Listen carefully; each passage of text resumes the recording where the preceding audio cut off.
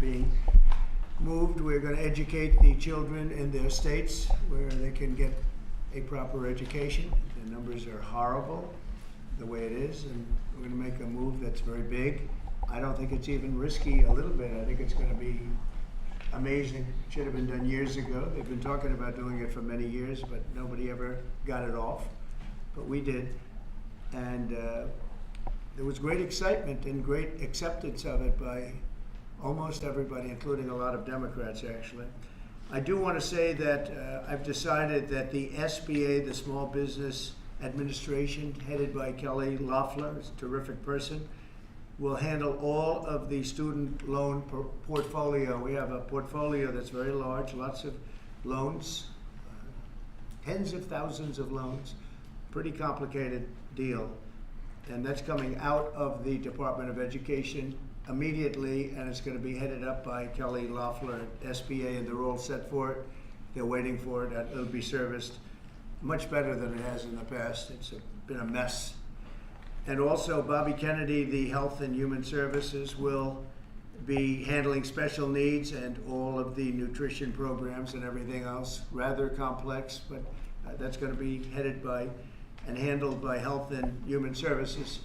So I think that'll work out very well. Those two elements will be taken out of the Department of Education, and then all we have to do is get the students to get guidance from the people that love them and cherish them, including their parents, by the way, who will be totally involved in their education along with the boards and the governors and the states. And it's going to be a great situation. I guarantee that in a few years from now, I hope I'm going to be around to see it, but I think we're going to see a lot of it.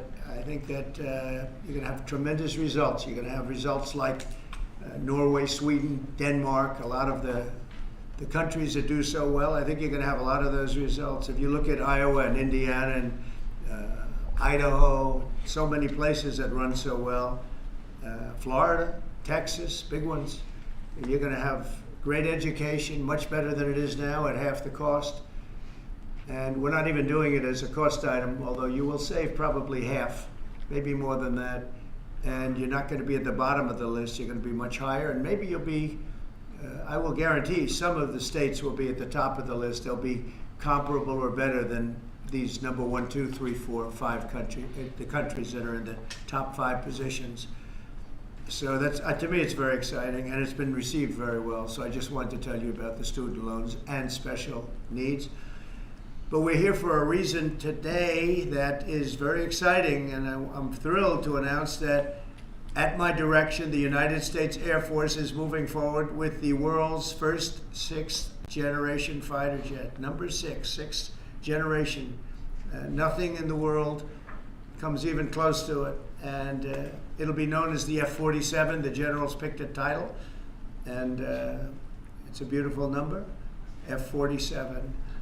It's something the likes of which nobody has seen before in terms of all of the attributes of a fighter jet. There's never been anything even close to it, from speed to maneuverability to what it can have to payload. And this has been in the works for a long period of time. After a rigorous and thorough competition between some of America's top aerospace companies, the Air Force is going to be awarding the contract for the next generation air dominance platform to Boeing. As you know, was highly competed for. There was a lot of competition, generals, and it's been going on for a long time. Very, very tough competition, but this plane is produced numbers that nobody's ever seen before. The F-47 will be the most advanced, most capable, most lethal aircraft ever built. An experimental version of the plane has secretly been flying for almost 5 years, and we're confident that it massively overpowers the capabilities of any other nation. There's no other nation. We know every other plane. I've seen every one of them, and it's not even close. This is a next level. You know, level 5 is good. This is level 6, they say. The F-47 is equipped with state-of-the-art stealth technology. It's virtually unseeable and unprecedented power. It's got the most power of any jet of its kind ever made. Maneuverability, likewise, is the There's never been anything like it, despite the power and speed. Its speed is top. It's over 2, which is something that you don't hear very often. America's enemies will never see it coming. Hopefully we won't have to use it for that purpose, but you have to have it. And if it ever happens, they won't know what the hell hit them. A new fleet of these magnificent planes will be built in the air during my administration for the next couple of years. It's ready to go. They've already built much of what has to be built in terms of production, including the sheds. We'll ensure that the USA continues to dominate the skies. We've given an order for a lot. We can't tell you the price because it would give way to some of the technology and some of the size of the plane, good sized plane. This contract also represents a historic investment in our defense industrial base, helping to keep America at the cutting edge of aerospace and technology. Our allies are calling constantly. They want to buy them also, and certain allies will be selling them, perhaps toned down versions. We like to tone them down about 10%, which probably makes sense because someday maybe they're not our allies, right?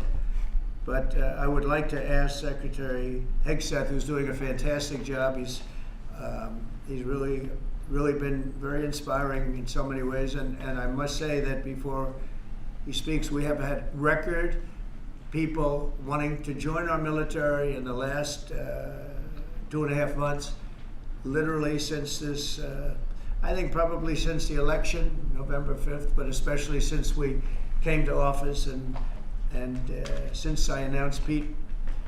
He's young, he's smart, he's strong, he loves it, and they love him, but we've had record numbers of people wanting to join our military. Now, if you go back 6 months, it was the exact opposite. You had record numbers of people not wanting to join the military. Now you have record numbers of people wanting to be in our military, and that's a great honor. That shows you we're really on the right track. So, Pete, maybe say a few words. Sure. Well, Mr. President, this is a big day. This is a big day for our warfighters. This is a big day for our country, a big day in the world. The name of this program is the Next Generation of Air Dominance.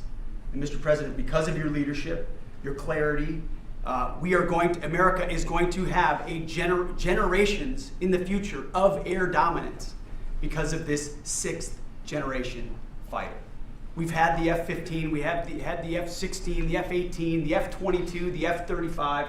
Now we have the F-47, which sends a very direct, clear message to our allies that we're not going anywhere, and to our enemies that we will be able to project power around the globe unimpeded for generations to come. Mr. President, this is a gift to my kids and your kids, to my grandkids and your grandkids.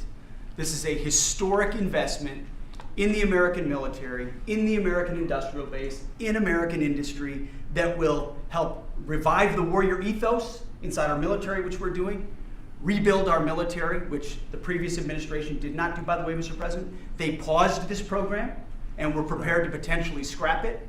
We know this is cheaper, longer range, and more stealthy. President Trump said we're reviving it and we're doing it. And then we are also going to reestablish deterrence.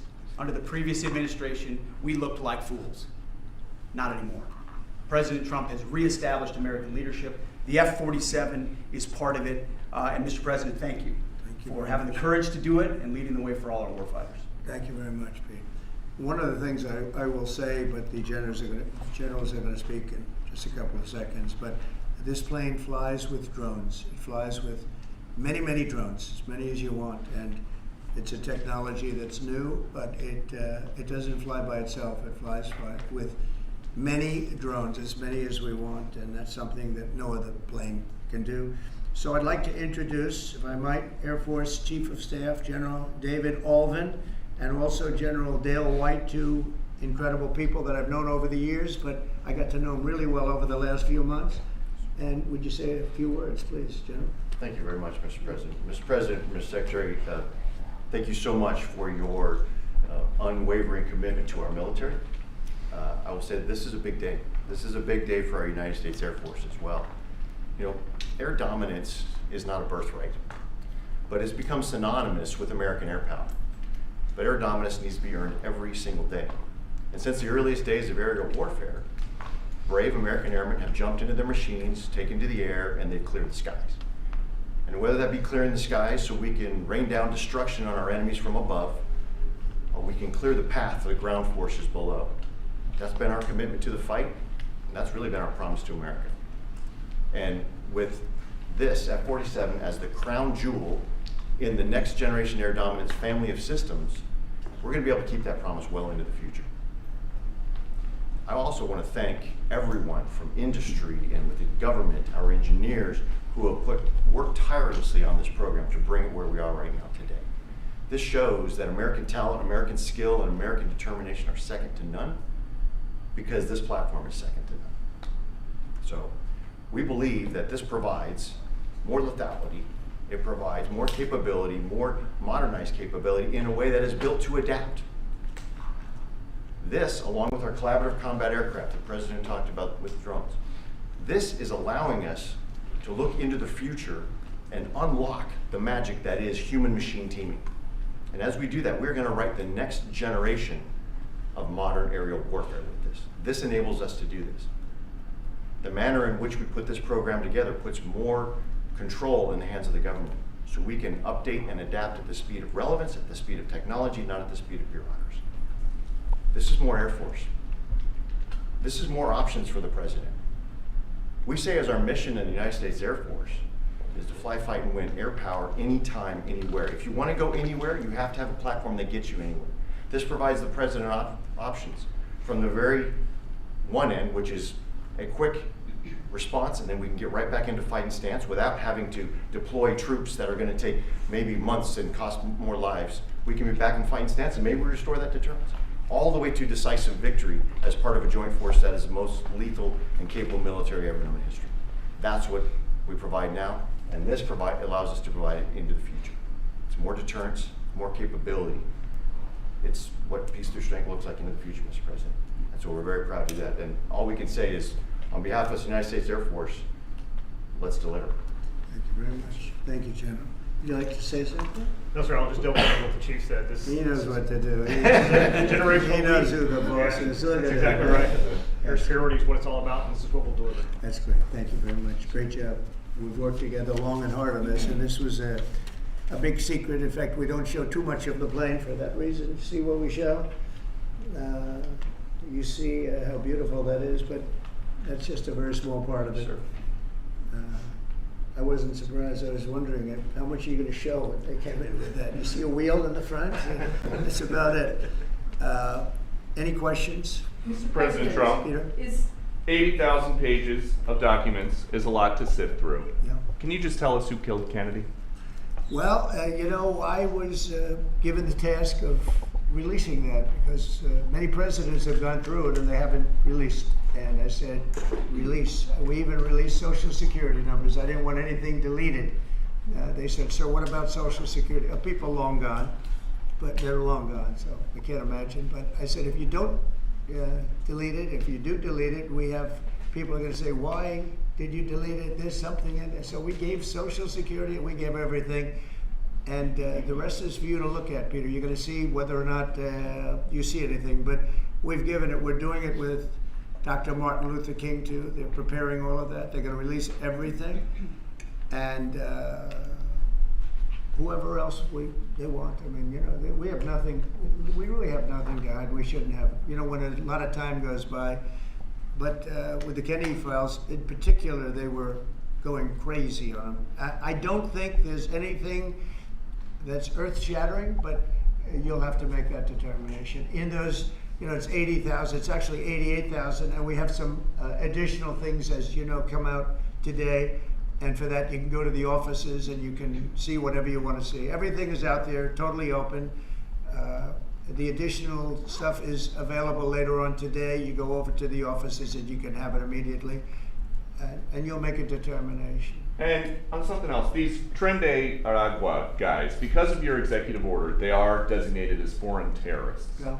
If ISIS or Al-Qaeda foreign terrorists were operating here in the United States, cops would probably be shooting first and asking questions later. And so what is the difference between terrorists between somebody like an ISIS or an Al-Qaeda operative versus a MS-13 or Tren de Aragua? Well, these are people that focus on destroying people in their homes.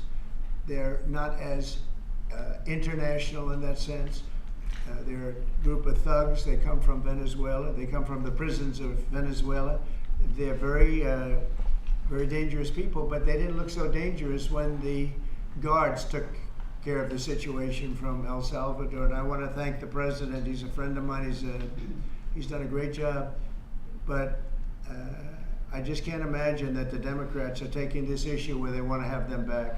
You know, so now they have men playing in women's sports. They have transgender for everyone. They have open borders. They have all of their crazy policies that are, I think, 95-5, not 90-10, okay? And their new policy is, let's bring Tren de Aragua back into our country. Let's bring the worst, these are the worst gang members there are. They looked amazingly frail, though, by the way they were handled. It's very amazing. You know, they weren't, when they were in Colorado cutting the fingers off a man because he made a phone call to the police, they seemed a lot tougher then than they did when they were having their head shaved and they were in shackles. They're tough people. They're bad people. We don't want them in our country. We can't let a judge say that he wants them. You know, he didn't run for president. He didn't get much more than 80 million votes. And we just can't let that happen. It'd be so bad for our country. I won on the basis of getting criminals out of our country that were let in. It was called unforced error.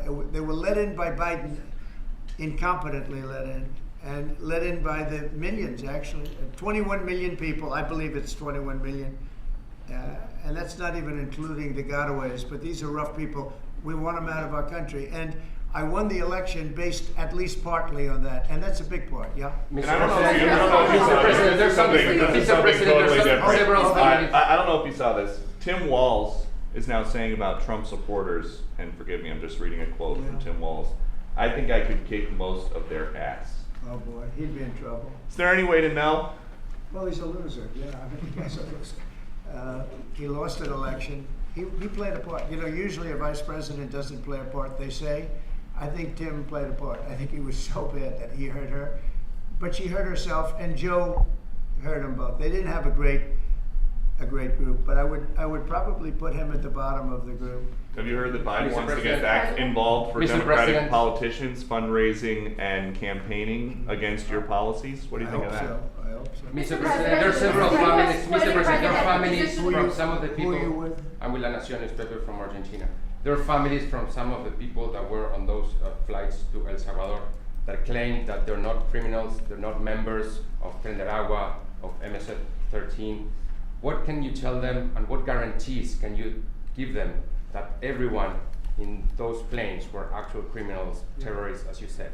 Well, I was told that they went through a very strong vetting process, and that that will also be continuing in El Salvador. And if there's anything like that, we would certainly want to find out. But these were a bad group. This was a bad group, and they were in bad areas, and they were with a lot of other people that were absolutely killers, murderers, and people that were really bad with the worst records you've ever seen. And but we will continue that process, absolutely. We don't want to make that kind of a mistake. Mr. Is President, the U.S. planning to give up the position of NATO's Supreme Allied Commander, and if so, why?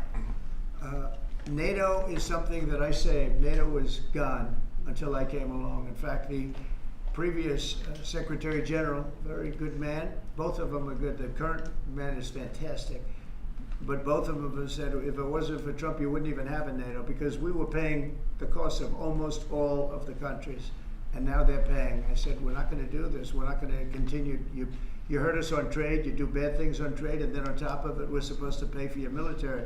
And because of what I did, hundreds of billions of dollars flowed into NATO by countries that just weren't paying. They were delinquent. They weren't paying their bills. So NATO is solid. They're strong. But they have to treat us fairly. Are we going to give up the? Because look, without us, NATO is not the And we're same. giving- we're And I giving- can tell you, I've been having very good discussions, as you know, with President Zelensky and with President Putin. And President Putin will tell you that without the United States, he wouldn't be worried. But he is worried. when the United States is involved. And I have to tell you, I've dealt very well with both gentlemen, and we have, I think we have the confines of a deal. I hope we have the confines of a deal. I'm doing it for two reasons. Number one, and by far most importantly, thousands of young people, and they're not American people, they're Russian and they're Ukrainian, are being killed every week, thousands a week. And also the United States has paid, because of Biden, $350 billion on a war that should have never happened. If we had a competent president in this sitting right here, that war would have never happened. It would have absolutely never happened with me. And it didn't happen. For 4 years it didn't happen. Mr. President, do you think you have the authority, the power to round up people, deport them, and then you're under no obligation to a court to show the evidence against them? Well, that's what the law says, and that's what our country needs, because we were, unfortunately, they allowed millions of people to come into our country, totally unvetted, totally unchecked. So you ought to ask, did he have the authority to allow millions of people? Did Biden have the authority to do something that's unthinkable? Have open borders where millions of people poured into our country, totally unvetted and totally unchecked, just as you would say. And many of those people were criminals. Many of them were from jails and prisons and mental institutions and gang members and drug dealers and very dangerous people. Many were murderers. We have 11,088 that we know of murderers they murdered.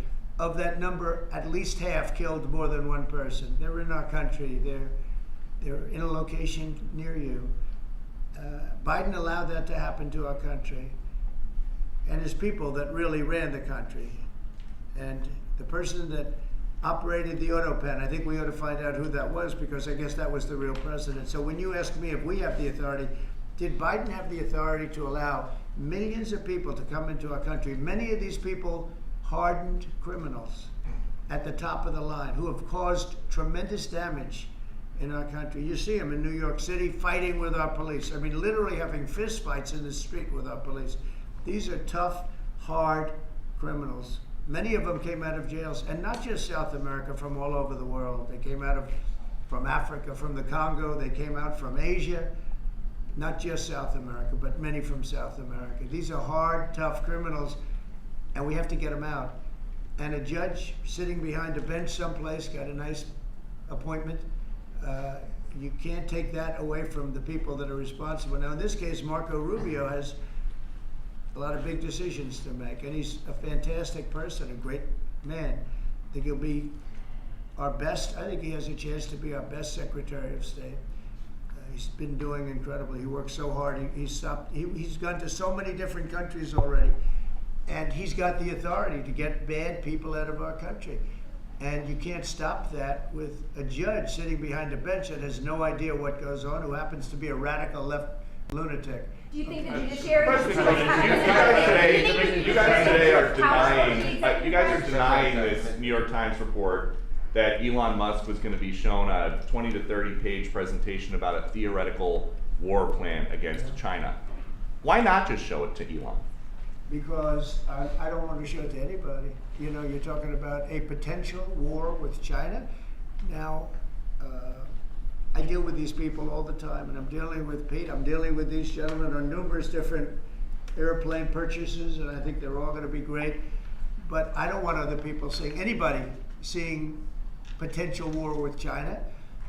We don't want to have a potential war with China, but I can tell you if we did, we're very well equipped to handle it. But I don't want to show that to anybody, but certainly you wouldn't show it to a businessman who is helping us so much. He's a great patriot. He's paying a big price for helping us cut costs, and he's doing a great job. He's finding tremendous waste, fraud, and abuse. But I certainly wouldn't want, Elon has businesses in China, and he would be susceptible perhaps to that. But it was such a fake story. The New York Times is just as fake as CNN and MSDNC. And anybody read that story, people laughed at that story. Who would do such a thing? And the first thing I did is I called Susie and I called Pete. I said, is there any truth to that? And they said, it's ridiculous. No, he's over there to talk about costs. You might want to address that, Pete. But Elon was over there today to address costs. Doge, thing called Doge, which you've heard about. Pete? That's exactly right, Mr. President. You pointed out it was a fake story. We pointed out it was meant to sort of undermine whatever relationship the Pentagon has with Elon Musk. Elon Musk is a patriot. Elon Musk is an innovator. Elon Musk provides a lot of capabilities our government and our military rely on, and I'm grateful for that. We welcomed him today to the Pentagon to talk about Doge, to talk about efficiencies, to talk about innovations. It was a great informal conversation. The rest of that reporting was fake. There was no war plans, there was no Chinese war plans, there was no secret plans. That's not what we were doing at the Pentagon. I might add that I think Elon, if they ever wanted to do that, I think Elon wouldn't do it. I think he wouldn't do it. He wouldn't want to put himself in that position. But if you read what's out of the New York Times, it's such a dishonest newspaper. It's such garbage. It's, it used to be called all the news that's fit to print. Well, it's all the news that's not fit to print. They have fake sources, or they don't have sources. I think they make most of it up. But this was a made-up story by the New York Times. I call it the failing. It's a failing newspaper. It's failing. And they shouldn't do that. They really are the enemy of the people. And Mr. President, We do need honest journalism in this. We've made such big strides over the last 2 months, but we just need honest journalism, and we don't have it. When you have a CNN, you have to watch these people every once in a while just to see where they're coming from, and it's so dishonest. MSNBC is, I think, probably worse, and they're both doing horribly in the ratings. I think they're going to be turned off. I don't think they're not doing any ratings. You're doing well in the ratings. Mr. President, just quickly on, I understand that your trade rep is meeting their Chinese counterpart next week. Yes. Is there anything that they can do to stop April 2nd or to roll back the tariffs that you put on China already? Well, we can talk, but basically, I call April 2nd. I would have made it April 1st, but I didn't want to be April Fool's Day because then nobody would believe what I said, and they do believe me. April 2nd is going to be Liberation Day for America. We've been ripped off by every country in the world, friend and foe. We've been ripped off on trade. We've been ripped off on military. We protect people and they don't do anything for us. It's just so unfair for years and years. And now some of that money is going to be coming back to us in the form of tariffs. Tens of billions. It's going to be numbers like nobody's ever seen. So NVIDIA announced today, you saw that, hundreds of billions of dollars of investment.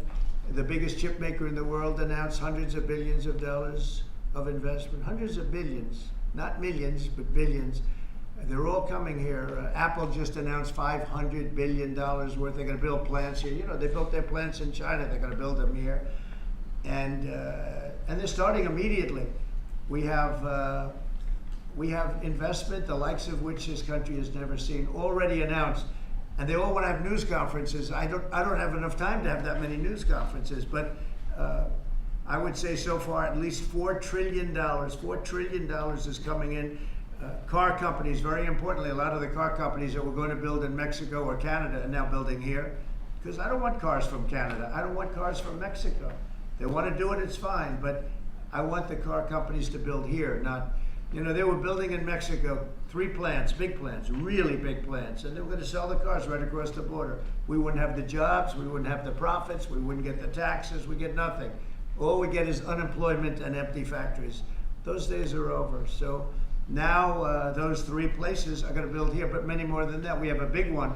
Honda is building, just announced a really big plant in Indiana, great state, smart place to build. And we have many car companies coming here. The steel mills are going to be booming, And many other things come with that. But we need that for defense. There are certain things you have to have. You have to have steel. We would have had, if I didn't do in my first term tariffs to stop the onslaught, because they were dumping steel in order to destroy our steel plants. If I didn't do 50% and even 100% in certain cases tariffs on steel, you wouldn't have a steel plant in the United States. And Biden was unable to get rid of those tariffs because they threw off so much money that his numbers, which didn't work anyway because his numbers were terrible, what he did, the way he spent money was so horrible, and what he allowed to happen to energy. That's the other thing. Energy is going to be like it's never been before. Mr. Vice President is here. Do you have anything to say while you're here? No, sir. I'm good Vice President. I'm just here to watch the show, sir. Okay. I think airplanes are pretty cool, so I wanted to check this out. Airplane's cool. It is cool. Mr. President, anything that China can do to take off the trade war at this point, though? Well, I'll be speaking to President Xi. I have a great relationship with him. We're going to have a very good relationship. But we have a $1 trillion deficit because of Biden with President Xi. More than that. I mean, I've heard $1.2 trillion. We have a deficit. And I've explained that to President Xi. We also have a problem where he's allowing fentanyl to be sent into Mexico and then cross the border and, killing. I think the number is much higher than the 125, 115 that I think it's closer to 300,000 people a year. And so that's a problem. But they have a tremendous surplus against the United States, and we don't want that. Mr. President, why do you want to control Ukraine's power A plant? number of industries have come to you asking for exemptions on tariffs. Is that something that is under consideration by you? Well, people are coming to me and talking about tariffs, and a lot of people are asking me if they could have exceptions. And once you do that for one, you have to do that for all. So, I mean, generally, I did something interestingly during 2 weeks ago. I gave the American car companies a break because it would have been unfair if I didn't. And everybody said, oh, he changed his mind on tariffs. I didn't change my mind. I helped our, sort of big three, big four. I helped some of the American companies. And instead of taking it properly, they said, oh, he changed it. I don't change, but the word flexibility is an important word. Sometimes there's flexibility, so there'll be flexibility, but basically it's reciprocal. So that if China's charging us 50% or 30% or 20%, and I don't mean China, I mean anybody, any country, Canada. Nobody knows that Canada's charging our dairy farmers. They have 270% tariffs. Nobody knows that. Nobody knows that. They have up to 400%. They have a couple of tariffs at 400%. Nobody knows that. Nobody talks about that. And remember, with Canada, we don't need their cars, we don't need their lumber, we don't need their energy, we don't need anything from Canada, and yet it costs us $200 billion a year in subsidy to keep Canada afloat. So when I say they should be a state, I mean that. I really mean that, because we can't be expected to carry a country that is right next to us on our border. It would be a great state. It would be a cherished state. The taxes for Canadian citizens would go down in less than half. They don't spend money on military because they think we're going to protect them. There are many things that they do, like icebreakers. They want us to provide icebreakers for them. Oh, that's wonderful. So the Canada, they're very tough traders too. I want to just tell you, all the people, they're tough traders. They trade very tough. And the expression I use is, some people don't have the cards. I used that expression about a week and a half ago, right? Somebody was negotiating who didn't have the cards, who's now, I think, saying that he wants to do it, and I think we're going to have a big deal on that very special something. We got to make a deal on that. But Canada has been a very nasty negotiator against the United States, took advantage of the United States for a long time.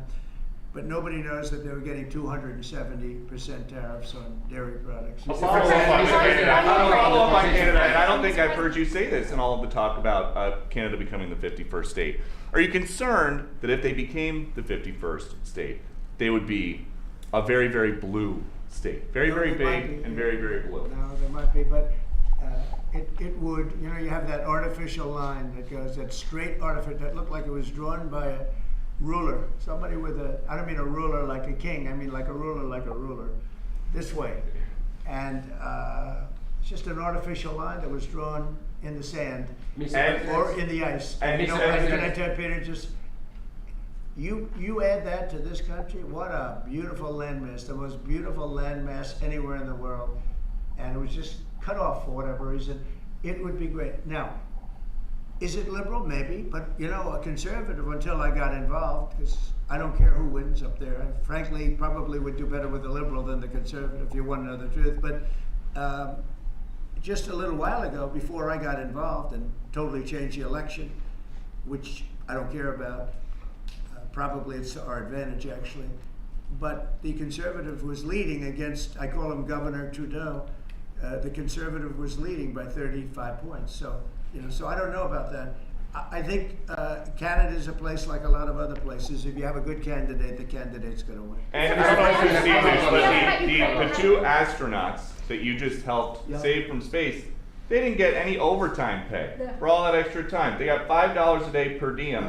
For 286 days, that is $1,430 in extra pay. Is there anything the administration can do to get them, to make them whole? Well, nobody's ever mentioned this to me. If I have to, I'll pay it out of my own pocket, okay? I'll get it for them. Mr. Mr. President, President, I'll follow up on the you mentioned- petition you signs. I like that. Mr. President, you President, mentioned I'll the pay deal. it right out of my, is that all? That's not a lot. Me por- For what they had to go through. And I want to thank Elon Musk, by the way, because think if we don't have him. You know, there's only so long, even though they're in the capsule up there, that the body starts to deteriorate after 9 or 10 months and gets really bad after 14, 15 months with the bones and the blood and all the things that you've been reporting on very well. And if we don't have Elon, they could be up there a long time. Who else is going to get him? And I just want to thank him. He's going through a lot, what they're doing to him.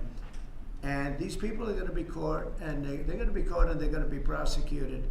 And from what they tell me, I see this just by watching your programs and reading the news, but from what they tell me, they could get 20 years in jail, and they'll get it. I'll tell you, there's going to be no leniency, and there'll be no pardons. I can tell you that right And you now. said Mr. this morning President, 20 years in jail, and then Mr. maybe President. you said this morning 20 years in jail, and then maybe they'll go to one of these prisons in El Salvador. Do you think with the way that the judges have been issuing injunctions, it would be easier or harder to send these Tesla domestic terrorists to a jail in El Salvador than these MS-13 or Tren de Aragua guys? Well, I view these people as terrorists just like others. These are, when I looked at those showrooms burning and those cars, not one or two, like 7, 8, 10 burning, exploding all over the place. These are terrorists. You didn't have that on January 6th, I can tell you. You didn't have anything like that on January 6th, which is sort of amazing because on January 6th, the Democrats were talking. Nobody was killed other than a very beautiful young woman, Ashley Babbitt. Nobody was killed. And you look at what's going on now with these terrorists. These are terrorists, and that's an organized event. You know, take a look at their signs. Take a look. They're all made by the same sign company. A nice, expensive job. Now, these are the people that finance it are, in my opinion, in just as big a trouble as the people that are setting the match and setting the fires. So we'll see. It's under very serious investigation by the FBI and by the Justice Department. These people are terrorists. Mr. President, you mentioned a deal with Mr. Ukraine. President, what do you say to American military families who are seeing Elon Musk at the Pentagon today, are hearing about Defense Department cuts, and their thoughts are immediately going to the safety of their loved ones who are currently deployed? Well, we're making our country strong. And when they see a thing like that and they hear that story about Elon and China, what they should do is realize that the New York Times is a corrupt institution, because I think they're the ones. They knew that story wasn't true. Nobody believed that story. People that, when I first called, they laughed when they heard this story. Nobody believed it, that the Pentagon was giving him a briefing on what war with China would look like, and he has business in it. No, they made that up because it's a good story to make up. They're very dishonest people. Look, I have it with the Times, and you'll see more and more of it. To me, it's a very dishonest organization. But a story like that is made up. It's total fiction. And I just wanted to make sure. I called up Chief of Staff and I called up Pete, and I said, is there any truth to that? Absolutely not. He's there for Doge, not there for China. And if you ever mention China, I think he'd walk out of the room. He wouldn't take it anyway. So it's just a made up story. Nobody's taken better care of the military. One of the things that I know that Pete's doing is he's talking about a lot of the civilian staff, and we're going to get them other jobs. You know, we're going to have a lot of jobs in this country, but we don't want to have wasteful jobs. We want to have meaningful jobs. And those were wasteful jobs. Those are jobs that not only military, but jobs where people don't show up. You take a look at Department of Education. I've never seen so many buildings with the names on it. You go past one after another Department of Education, and they're empty. The people don't show up. You know why? Because they have other jobs, because they're playing golf, or they're playing something, they're doing something. And we have a lot of great people, but we have to move that back to the States. We're going to make our country strong, and we're going to get people much better jobs. because we have companies moving into our country, the likes of which we've never seen before. Nothing like this has happened. And it's automatic. They don't want to pay the tariffs. How do you avoid paying the tariffs? You build your plant in the United States, and it's a beautiful thing to see. I see it. So far, I would say $4 trillion. Nobody's ever heard of them. No country's ever heard of numbers like that. $4 trillion, and those are the best ones. The biggest, best chip maker in the world. I'm not a fan of the CHIP Act, where you give billions of dollars away to companies that don't need it, and it won't bring them here. I'm giving nothing away. All they're doing is coming here, they're building because they want to avoid. Remember this on the tariffs too, because that's going to be, Liberation Day, April 2nd. It's reciprocal. If they charge us, we charge them. So somebody say, well, how much are the tariffs? Very fair. If India, as an example, has been very bad to us on tariffs, they charge 100%, 200%, whatever they charge. Now, Europe just announced they're lowering the tariffs on cars. We charge like a joke, 2.5%. That's what this country charges. Europe just announced that they're reducing their tariffs on cars to 2.5%. It's nice. But they also have non-monetary tariffs where they make it impossible for the cars to get in even without the dollars on them and the dollar signs. It's called a non-monetary tariff, where they put on controls where no matter what happens, because they don't want cars, they don't want the American car in their market. And yet they send us millions of cars, they send us big agriculture, they don't want our agriculture, they don't want anything from us. European Union's very tough, but now it's fair. So whatever they do to us, we do to them. Mr. President, you mentioned last month you mentioned as Russia continues to attack Ukraine, are you planning to impose any sort of sanctions? Well, they're fighting against each other. Yeah, I think we're going to have Do you we have plan a to ceasefire pressure? on a lot of areas, and so far that's all held very well. And getting that ceasefire, they had a lot of guns pointing at each other. We had some soldiers, unfortunately, surrounded by other soldiers, and they are going to be, I believe, we're going to pretty soon have a full ceasefire, and then we're going to have a contract. And the contract's being negotiated, the contract in terms of dividing up the lands, et cetera, it's being negotiated as we speak. What do you say to critics who say that your actions towards law firms amount to coercion? Well, the law firms all want to make deals. You mean the law firms that we're going after, that went after me for 4 years, ruthlessly, violently, illegally? You mean, are those the law firms you're talking about? They're not babies, they're very sophisticated people. Those law firms did bad things. They went after me for years. Russia hoax, all a hoax. It was a hoax. It was Hunter Biden's laptop. It didn't come out of Russia, by the way. It was came out of his bedroom.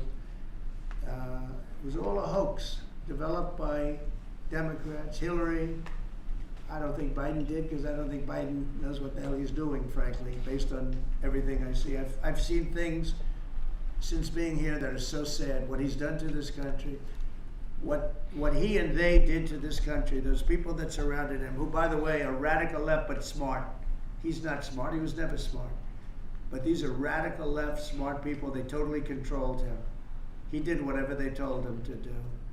And it's a shame. It's so sad to see what happened, what they've done to this country, both not only the inflation you saw, but allowing millions and millions of criminals into our country. That's an inexcusable act. And many other things besides that. Thank you very Mr. much. President, can we talk one more question on Ukraine? Why do you want to control Ukraine's power plants?